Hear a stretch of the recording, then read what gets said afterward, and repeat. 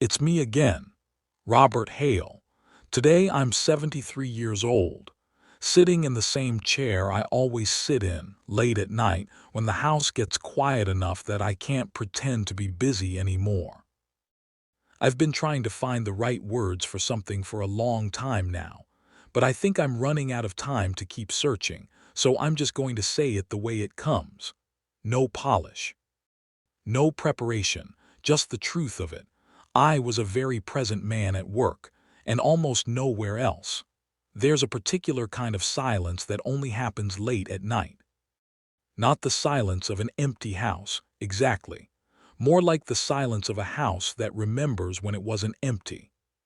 When there were shoes by the door and someone calling from the kitchen, and the television on too loud, because neither of us wanted to admit we needed glasses.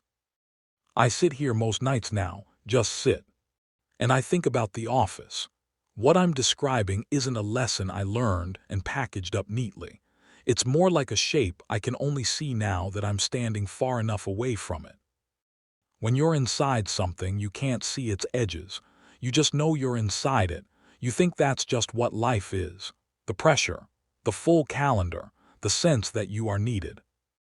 I thought that sense of being needed was the same thing as living. It isn't. I grew up watching my father come home tired and not say much. He wasn't a bad man. He just wasn't available. He showed love by paying bills and making sure there was food. And somewhere very early on I decided that's what a man was. A provider, a function, something useful. I decided to be useful, and I became very, very good at it. By my early 30s, I was managing a regional sales team. I liked the clarity of it. You had targets. You either hit them or you didn't. No ambiguity. I think I was drawn to that because the rest of life felt ambiguous.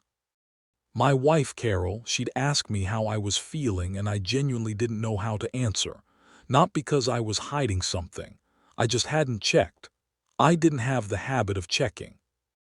We had 2 children, a son, Daniel, and a daughter, Marie. When Daniel was born, I stood in that hospital room and felt something crack open in my chest. I thought, this is it. This changes everything. 3 weeks later, I was back to 70-hour weeks. Not because I had to be. I could have restructured things. But the office was comfortable in a way that home wasn't. At the office, I knew what to do. At home, I had a son who needed something from me that I didn't have a name for yet. That terrified me, so I stayed at the office. Even when I was sitting at the dinner table. Even when I was standing on the sideline at Daniel's football games, arms crossed, somewhere far away in my head, running through tomorrow's numbers. Carol used to say I had a faraway look. I used to say I was just tired. Both things were true, but tired wasn't the whole story. The whole story was that I'd spent so long training my mind to live in the future that I'd almost lost the ability to be in the present at all. All those dinners I was half absent from, those were the life. I just wasn't in them. There was a Saturday. Daniel was about 9. Carol had taken Marie to a birthday party, and it was just the 2 of us. He came into the kitchen where I was standing with my work papers spread across the table. On a Saturday, no particular emergency. And he said, "Dad, do you want to play something?" Just like that. Simple, open. I said, "Give me an hour, buddy, I just need to finish this." He said, "Okay." He went back to his room. 2 hours later, when I finally went to find him, he'd filled the time. He'd moved on. I thought, good, he's fine. But the question he was asking wasn't really about playing. It was something underneath that. Something more like, are you here? Do you want to be with me? And I answered that question very clearly. I just didn't know I was answering it. I retired at 66. The retirement party, the signed card, the handshake, the drive home. And then I walked into the house. Carol was in the garden and I stood in the kitchen and thought, now what? All those years, the office had been the architecture of my days. And now I was standing in my own kitchen at 3 in the afternoon on a Tuesday with no idea who I was without it. That scared me more than I've told most people. Carol and I have had a long marriage, 46 years, and it's been, in its way, a good one. But there were long stretches, particularly in my 40s and 50s, where we were more like two people managing a household than two people who knew each other. She has this small expression. A slight press of the lips, a look away. It means you're not really here, are you? I've seen it hundreds of times. I always told myself I'd catch up.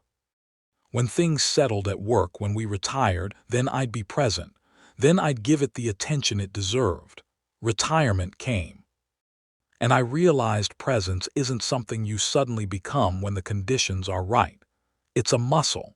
And if you spend 40 years not using it, you don't just find it waiting for you.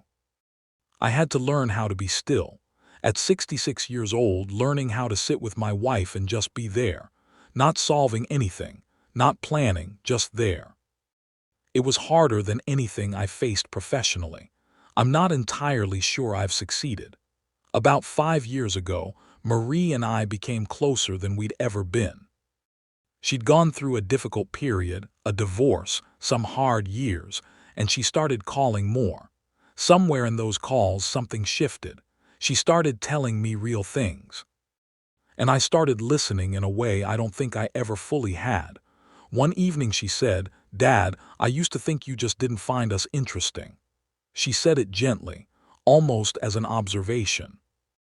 I told her that wasn't it, that she and Daniel and Carol were the most important people in my life. She said quietly, "I know that now, but I didn't know it then. Because you never showed up for the small stuff, and the small stuff is how you show someone they matter." I didn't say anything for a moment. Then I said, "You're right." It was the truest thing I'd said in years. The small stuff. A school play I left early for an early meeting. The night Daniel came downstairs unable to sleep, and I told him to go back to bed instead of asking what was wrong. The Sunday afternoons Carol wanted to just drive somewhere, and I said I had things to catch up on. None of those felt like choices at the time. They felt like circumstances. But they were choices, every single one. And the weight of them, accumulated over decades, became the distance between me and the people I love most, not a dramatic rupture. Just thousands of small absences, so ordinary they were almost invisible.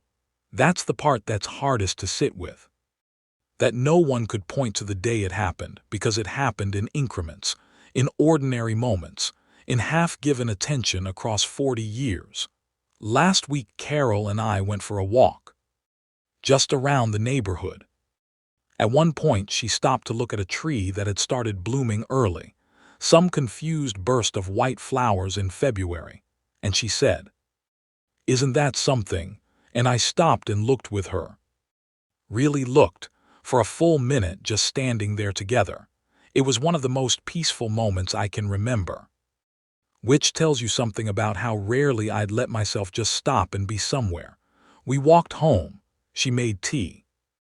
We sat in the kitchen without the television, without anything requiring our attention. Quiet and warm and ordinary.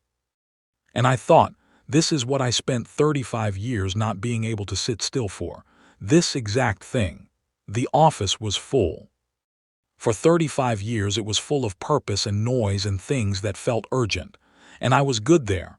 Competent, respected, needed. I won't pretend it was all hollow. There was real satisfaction in some of it. But I was the only one there really. Inside. The people I most wanted to be known by got the parts of me that were left over. The tired parts. The distracted parts. The parts already thinking about tomorrow. Being in the building isn't the same as being in the room. Being in the room isn't the same as being present. And being present isn't the same as being known. 3 very different things. I conflated all of them for most of my life. Daniel is coming to visit next month. He's bringing the grandchildren. I've been thinking about how to be still when they're here. How to put the phone in a drawer. How to sit on the floor with them if that's what they want. How to be slow and unhurried and just there. I'm still learning how. At 73, I'm still learning how. If you've listened this far, thank you. I don't have anything to offer except the account of one life, imperfectly lived, finally being looked at honestly. If any of this stirred something, a thought, a memory, a question, maybe sit with it for a while. You don't have to do anything with it. Sometimes just sitting with something is enough. I'm still learning that too. Asterisk, this is Robert Hale, 73 years old, saying what I should have found the words for a long time ago.